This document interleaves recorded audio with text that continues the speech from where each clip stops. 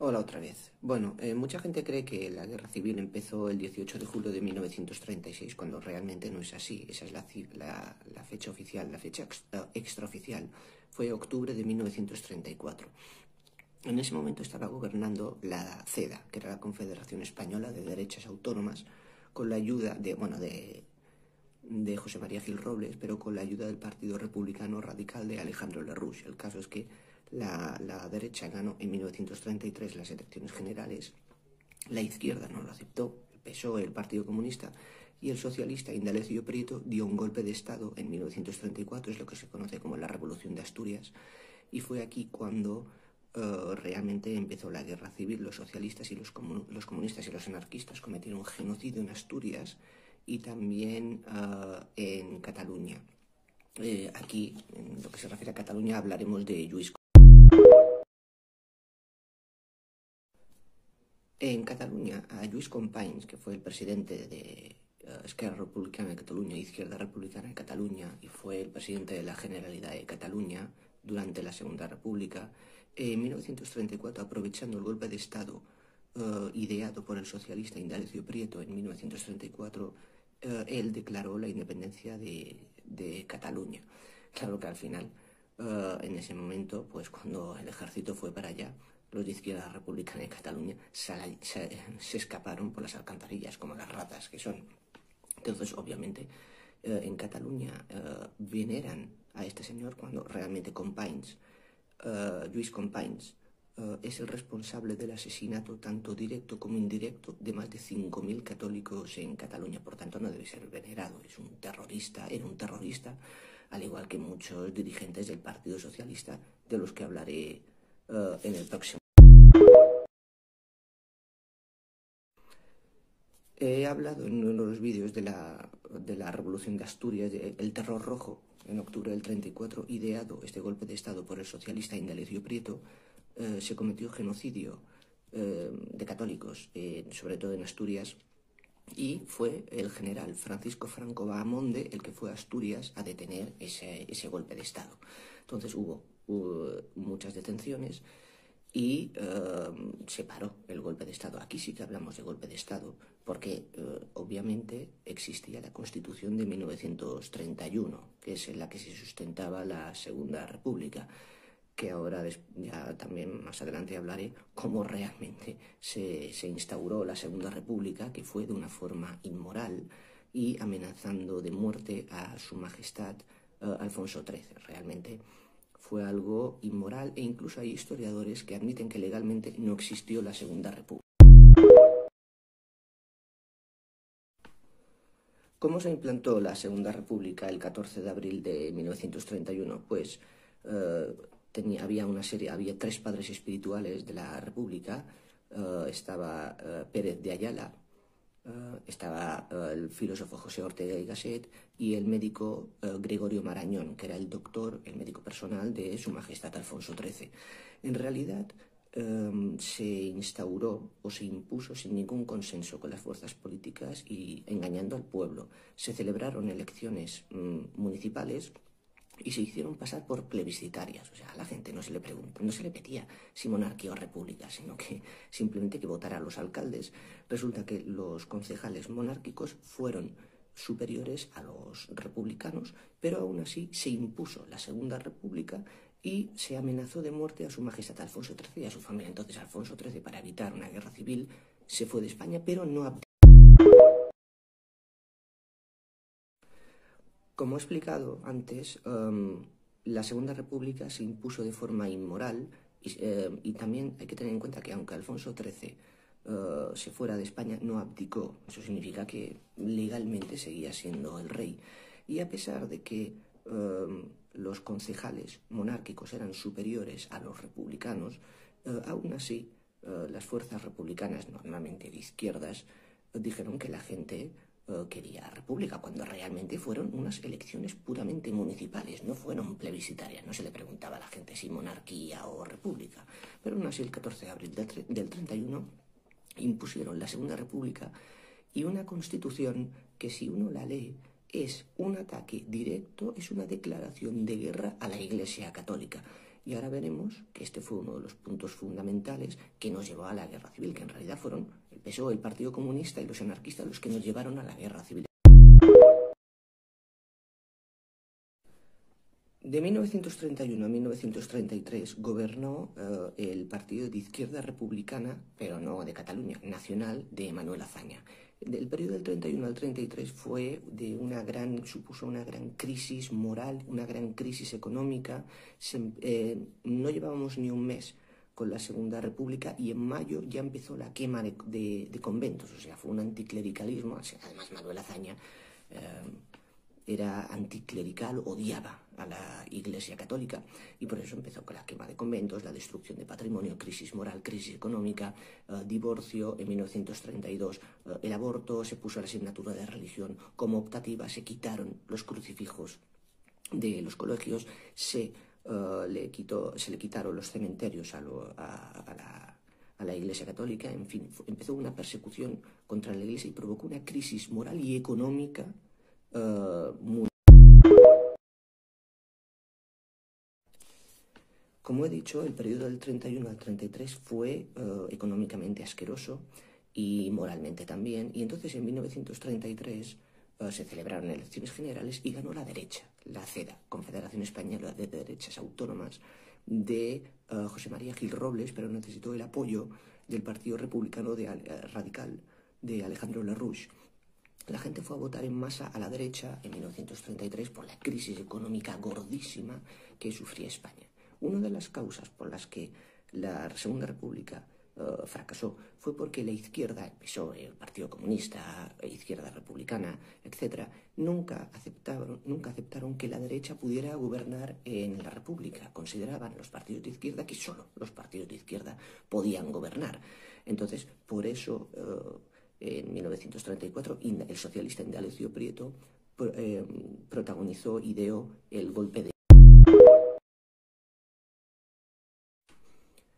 En febrero de 1936 se celebraron elecciones generales y volvió a ganar la derecha. ¿Cómo lo sabemos? Pues por las memorias de Aniceto Alcalá Zamora, que fue, en ese momento era el jefe del Estado, por así decirlo, el presidente de la Segunda República. Entonces, gracias a sus memorias, sabemos esto y él cuenta que seguramente la derecha ganó las elecciones, pero que la izquierda manipuló el resultado de las elecciones. De hecho, lo que se conoció después como el Frente Popular, el PSOE, el Partido Comunista, los anarquistas, la UGT, la CNT, el POUM, que era el Partido Obrero de Unificación Marxista, etcétera, independentistas catalanes, independentistas vascos, hicieron el Frente Popular y entraron los socialistas y los comunistas en el Congreso y echaron por la fuerza a los diputados de derecha y ellos se proclamaron como vencedores de las elecciones, pero en realidad lo que hicieron fue hacer saltar por los aires la legalidad republicana. Y esto... Buenas. En lo que se refiere a los jefes de Estado y a los presidentes, de 1931 a 1936, el jefe del Estado, el presidente de la Segunda República fue Aniceto Alcalá Zamora, y del 36 hasta el 39, hasta el final de la Guerra Civil, fue Manuel Azaña. De presidente del Consejo de Ministros, presidente de Gobierno, del 31 al 33 fue Manuel Azaña. Del 33 al 36, como estaba la derecha, pues de la CEDA, pues fueron Alejandro Lerroux, Diego Martínez Barrio, Joaquín Chapaprieta, Ricardo Samper y Manuel Portela Valladares. Y ya vinieron después los del Frente Popular a partir de febrero del 36, pues que trataré ahora en este vídeo. Por tanto, hay que distinguir entre el presidente de gobierno y el presidente de la... Como he comentado, del 33 al 36, cuando gobernó la CEDA, estaba la derecha, estuvieron Alejandro Lerroux, Diego Martínez Barrio, Ricardo Samper, Joaquín Chapaprieta y Manuel Portela Valladares. Luego, en febrero del 36, volvió a ganar la derecha, pero el Frente Popular echó por la fuerza a los diputados de derecha del Congreso y se impuso el Frente Popular. Los primeros socialistas y comunistas gobernando en el Frente Popular fueron Augusto García, Santiago Casares Quiroga, y luego ya Quiroga estuvo hasta el 19 de julio del 36, justo un día después de empezar la Guerra Civil, y luego ya vinieron durante la Guerra Civil hasta el final, hasta el 39, José Giral, Francisco Largo Caballero, Juan Negrín y el Consejo Nacional de Defensa, presidido hasta el 39 por el general José Miaja. Y ahora veremos por qué empezó la Guerra Civil española. Como he comentado en vídeos anteriores, en realidad la guerra civil empezó en octubre del 34. Franco fue el que estuvo en Asturias, el que defendió la legalidad del 31, la Constitución del 31. Se hicieron detenciones, y cuando el Frente Popular, sin haber ganado las elecciones generales de febrero del 36, se instauró en el poder, conocido como el Frente Popular, liberó a muchos de los asesinos y los genocidas que fueron encarcelados en octubre del 34 durante el Terror Rojo. Entonces, el gobierno del Frente Popular formó las milicias, o sea, estaban el PSOE, en el Frente Popular el PSOE, el Partido Comunista, el POUM, que era el Partido Obrero de Unificación Marxista, o el Partido Comunista de Cataluña, los anarquistas, Esquerra Republicana de Cataluña, o sea, los nacionalistas catalanes, estaba el PNV, los nacionalistas vascos, los anarquistas, la CNT, la Confederación Nacional del Trabajo, y la UGT, ¿de acuerdo?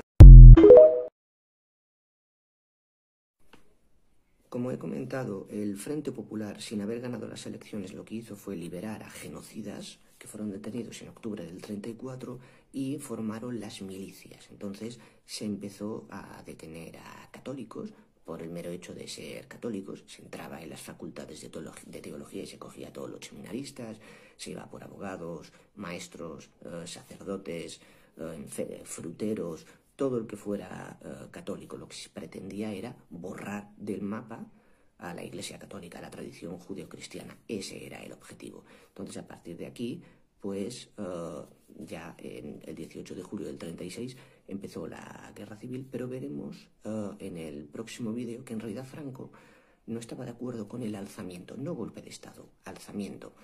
Y ahora veremos que en el próximo vídeo por qué Franco se unió al alzamiento, porque vio que ya era inevitable. Como he comentado antes, Franco no estaba de acuerdo con el alzamiento. ¿Qué es lo que le hizo cambiar de opinión? Él se unió al alzamiento 5 días antes. Él se unió, el alzamiento fue el 18 de julio, él se unió el 13 de julio. ¿Por qué? Porque el 13 de julio fue asesinado por la policía del socialista Indalecio Prieto, fue asesinado José Calvo Sotelo, que era el presidente de Renovación Española, que era un partido monárquico, era el líder de la oposición. El líder vendría a ser lo que es hoy Santiago Abascal, porque Pablo Casado no es ningún líder, es un inútil que no tiene ni puñetera idea de lo que es la derecha. El Partido Popular no es de derecha, ya no es conservador, por tanto es como si asesinaran a Santiago Abascal. Entonces Franco aquí vio que ya era inevitable unirse al alzamiento, pero él no lo planeó. Franco se unió al alzamiento el 13 de julio del 36 cuando la policía del socialista Indalecio Prieto secuestró y asesinó a José Calvo Sotelo, como he comentado, el presidente de Renovación Española, un partido monárquico en la República. Y entonces Franco, que ya vio que el alzamiento era inevitable, aunque Franco no lo planeó, no planeó el alzamiento, ¿de acuerdo? Y tampoco hablamos de golpe de Estado, hablamos de golpe de Estado en el 34, cuando los socialistas y los comunistas en octubre dieron el golpe de Estado porque existía la legalidad republicana. En 1932 José Sanjurjo, el general José Sanjurjo, sí que dio un golpe de Estado por lo del Estatuto de Autonomía de Cataluña en el 32, y en el 34 hablamos de golpe de Estado, pero el 18 de julio no hablamos de golpe de Estado porque la legalidad republicana había saltado por los aires en las elecciones generales de febrero del 36. El que planeó el alzamiento nacional o la gloriosa cruzada de liberación nacional fue el general Emilio Mola, y el generalísimo tendría que haber sido José Sanjurjo, pero como murieron en sendos accidentes de avión, entonces ya en octubre del 36 el bando nacional eligió a Franco como el generalísimo. Tal y como he dicho antes, no podemos hablar del golpe del 18 de julio como un golpe de Estado, porque no lo fue, porque no había legalidad republicana. El golpe de Estado en el 32 con Sanjurjo, la Sanjurjada, o en el 34 con los socialistas y los comunistas. Pero el 18 de julio, como no había ningún tipo de jurisprudencia, que no existía la Constitución del 31, por tanto no podemos hablar de golpe de Estado, hablamos de alzamiento. Y ahora veremos que había un socialista, que era Julián Besteiro, que lo explicaré ahora, que era el único socialista salvable de todo. Cuando empezó la guerra, el 18 de julio del 36, Julián Besteiro, que era socialista, era el que se oponía a la otra facción que había en el PSOE. En el PSOE había dos facciones, la facción, por así decirlo, de Julián Besteiro, que era la más moderada, y luego la de Francisco Largo Caballero, apodado el Lenin español, de lo malo que era. Entonces Besteiro no quería ir a la guerra civil. Quienes nos llevaron a la guerra civil del frente fueron los del Frente Popular, pero fueron los socialistas de Francisco Largo Caballero, Juan Negrín, Indalecio Prieto, y el objetivo era borrar del mapa la tradición judeocristiana. Pero Julián Besteiro, cuando vio el alzamiento nacional, él dijo: ya hemos perdido la guerra, ¿de acuerdo? Y en el próximo vídeo explicaré el porqué esto de que perdieron la guerra. Realmente hay una serie de factores que nos indican el por qué el bando nacional arrasó.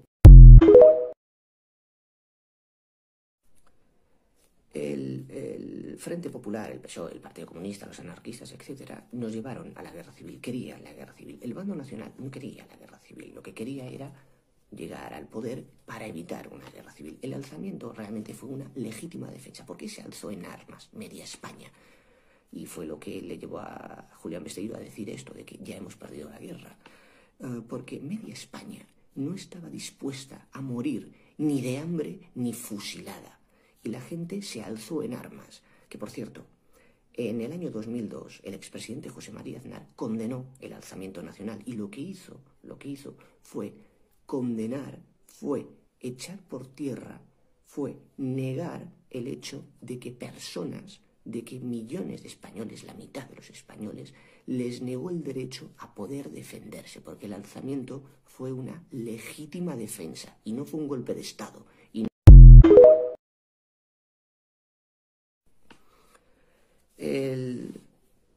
Obviamente, quien dirigía realmente el Frente Popular no era ni Largo Caballero, ni ningún otro político español o genocida español, era Joseph Stalin.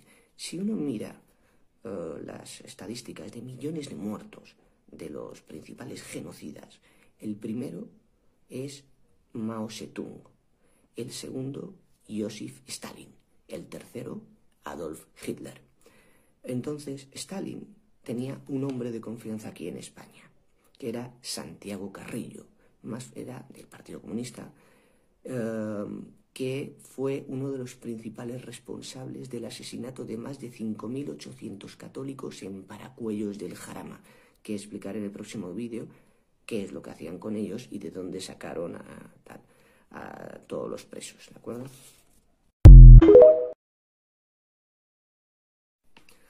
Entre el 7 de noviembre y el 4 de diciembre de 1936 fueron fusilados en Paracuellos del Jarama más de 5.800 católicos por el hecho de ser católicos. Salieron de varias cárceles de Madrid. Estamos hablando de las sacas. Las sacas eran fusilamientos en masa. Hay en Madrid, las hay en Cataluña. En Madrid pues tenemos la de Paracuellos, Aravaca, Torrejón de Ardoz, Alcalá de Henares. Allí fueron asesinados miles de católicos, pero la de Paracuellos es la peor saca de todas. Entonces los sacaron de la cárcel Modelo de Madrid, Ventas, Porlier y San Antón. Los llevaban en autobuses para fusilar. Y también pues por desgracia también perdimos vidas de católicos en las cárceles. O sea, los carceleros desde las torretas lo que hacían era tumbar a los presos en el suelo, juntarlos y ametrallarlos. Y a los otros los llevaban en autobuses a Paracuellos para fusilar.